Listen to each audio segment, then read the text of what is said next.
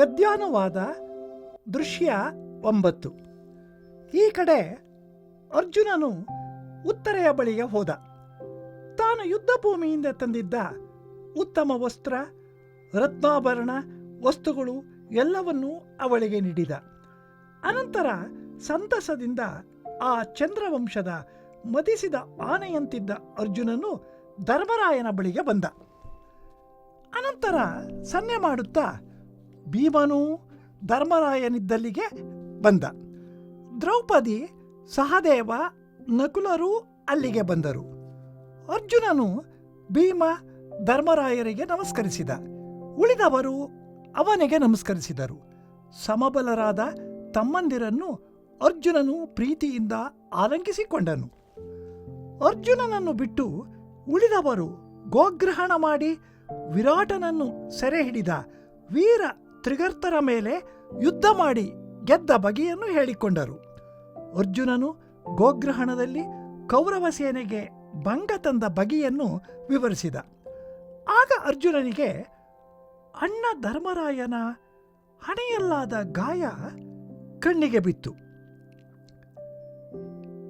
ಏನಿದು? ಅಣ್ಣನ ಹಣೆಯಿಂದ ರಕ್ತ ತೊಟ್ಟಿಕ್ಕುತ್ತಿದೆಯಲ್ಲ ಎಂದು ಕೇಳಿದ. ಕೂಡಲೇ ಧರ್ಮರಾಯನು, ಸ್ವಲ್ಪ ಎಚ್ಚರಿಕೆ ತಪ್ಪಿ ಹೀಗಾಯಿತು, ಅಲ್ಲಿಗೆ ಸಾಕು, ಮತ್ತೆ ಅದನ್ನು ನೆನಪಿಸಿಕೊಳ್ಳುವುದು ಬೇಡ ಎಂಬ ಜಾರಿಕೆಯ ಮಾತಾಡಿದ. ಆದರೆ ಅರ್ಜುನನು ಕೆರಳಿ ದ್ರೌಪದಿಯ ಬಳಿ ಹೋಗಿ ಆಣೆ ಪ್ರಮಾಣ ಮಾಡಿಸಿ ನಿಜವಾಗಿ ನಡೆದದ್ದೇನು ಎಂಬುದನ್ನು ಅವಳಿಂದ ತಿಳಿದ.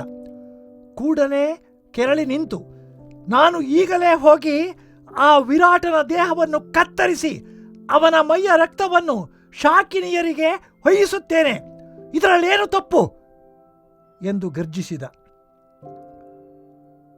ಓಹೋ,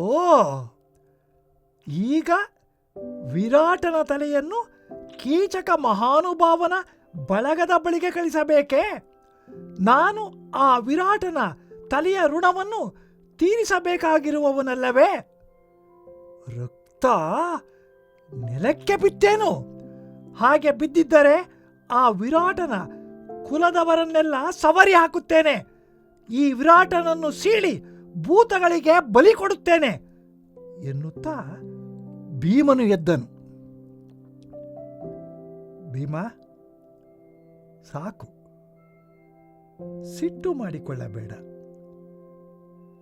ನನ್ನ ಹಣೆಯ ರಕ್ತ ನೆಲಕ್ಕೆ ಬಿದ್ದಿಲ್ಲ. ನಾಶ ಮಾಡುವುದರ ಬಗ್ಗೆ ಮಾತಾಡಬೇಡ.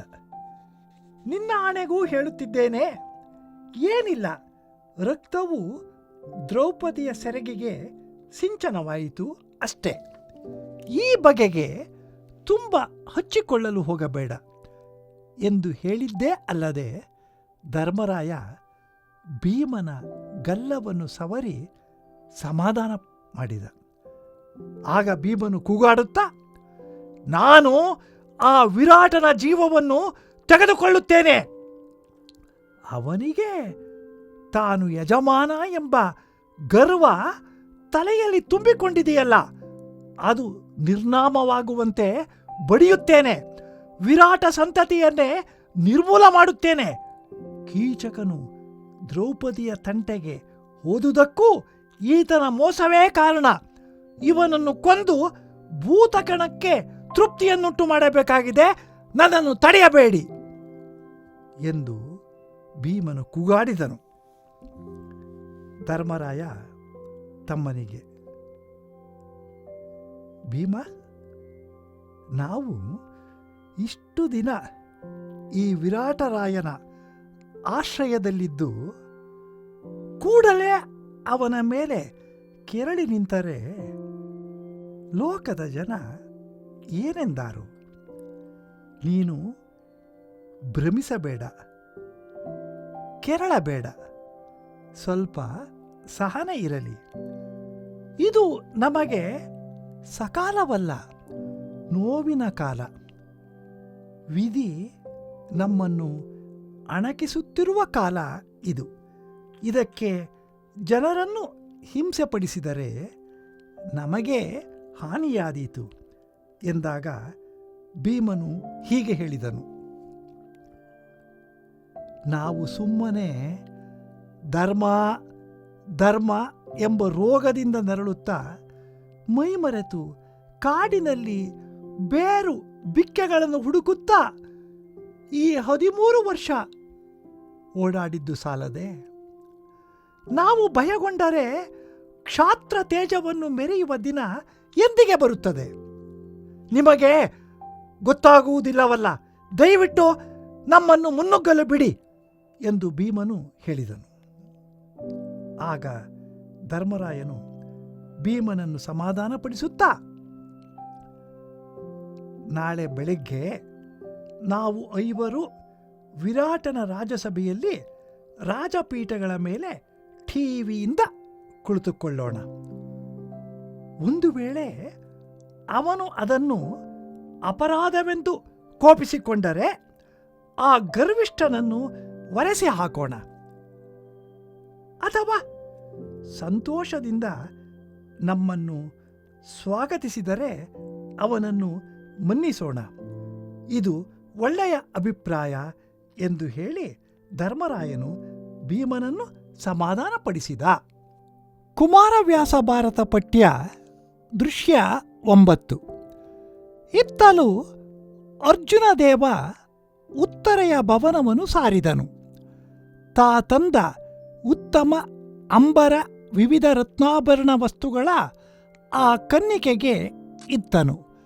ಮುದ ಮಿಗಲು ಉತ್ತರೆಯ ಮನೆಯಿಂದ ಶಶಿಕುಲ ಮತ್ತವಾರಣ ಆ ಭೀಮಾಗ್ರಜನ ಹೊರಗೆ ಬಂದನು. ಬಳಿಕ ಕಲಿಭೀಮ ಸಂಕೇತದಲ್ಲಿ ಭೂಪನ ನಿಳೆಯವನು ಹೊಕ್ಕನು. ಆ ಕ್ಷಣಕ್ಕೆ ನಳಿನ ಮುಖಿ ಸಹದೇವ ನಕುಲರು ಬಂದರು.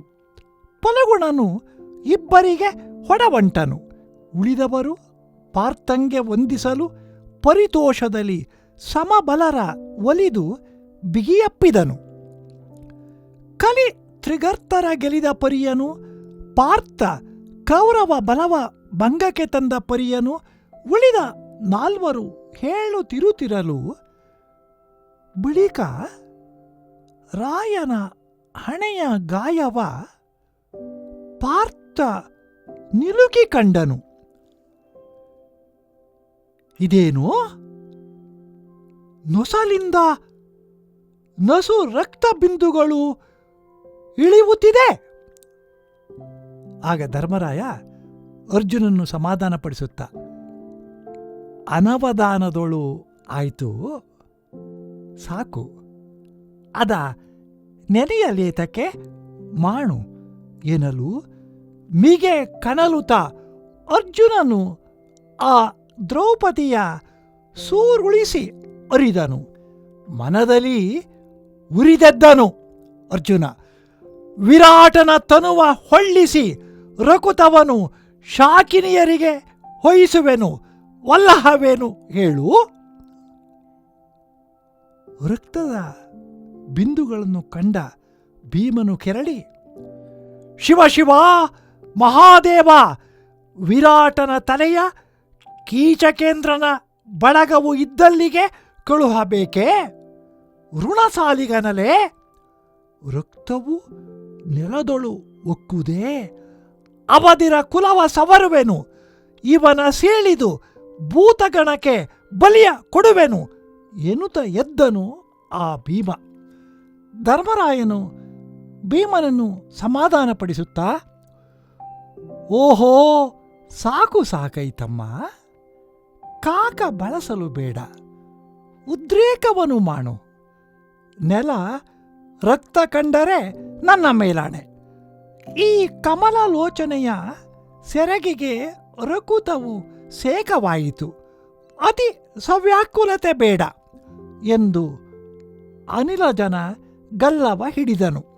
ಆಗ ಭೀಮ, ಆತನ ಜೀವವನ್ನು ಕೊಂಬೆನು, ಪತಿಯೆಂಬ ಗರ್ವವನು ಅವನ ನೆತ್ತಿಯ ತುಂಬಿಬಿಡಲು ಎರಗುವೆನು, ಮತ್ಸ್ಯ ಸಂತತಿಯ ತರಿವೆನು, ಕೀಚಕನ ಅಂಬುಜಾಕ್ಷಿಯ ಬೇಳಂಬವು ಈತನ ಕೂಟ ಭೂತ ಕದಂಬ ತುಷ್ಟಿಯ ಮಾಡಬೇಹುದು ಸರಗಬಿಡಿ. ಧರ್ಮರಾಯ ಮತ್ತೆ ಸಮಾಧಾನಪಡಿಸುತ್ತಾ, ಇವನ ನಾವು ಓಲೈಸಿ ಕೈಯೊಡನೆ ಇಮಗೆ ಮುನಿದೊಡೆ ಭುವನ ಜನವು ಏನನು ಎಂಬುದು ಭ್ರಮಿಸದಿರು. ಸೈರಣೆಗೆ ಮನ ಮಾಡು. ಯಮಗೆ ನೋವಿನ ಹೊತ್ತು ದುಷ್ಕೃತ ವಿವರಣದ ಫಲವು. ಇದಕ್ಕೆ ಲೋಗರನು ಅವಗಡಿಸಿದೊಡೆ ಯಮಗೆ ಹಾನಿಯು.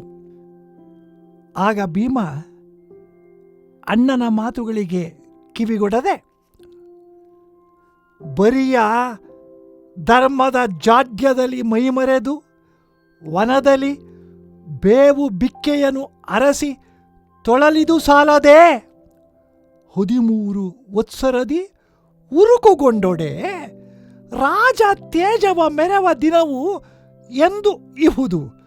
ನೀವು ಇನ್ನು ಅರಿಯಿರಿ, ಎಮ್ಮನು ಹರಿಯ ಬಿಡಿ ಸಾಕು.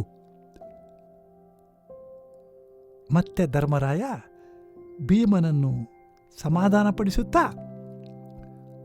ಉದಯದಲ್ಲಿ ನಾವು ಇನಿಬರು ಆತನ ಸದನದಲ್ಲಿ ನೃಪಪೀಠವನ್ನು ಗರ್ವದಲ್ಲಿ ನೆಮ್ಮುವೆವು. ಆತ ನಮ್ಮಲ್ಲಿ ಕೋಡಿಯನ್ನು ಹಿಡಿಯೇ ಮದಮುಖನನ್ನು ವರಸುವೆವು. ಹರುಷದಲ್ಲಿ ಇದುರುಗೊಂಡೊಡೆ ಮನ್ನಿಸುವ ಮಾತು, ಇದುವೇ ಸನ್ಮತವು ಎಂದು ಸಂತೈಸಿದನು ಪವನಜನ.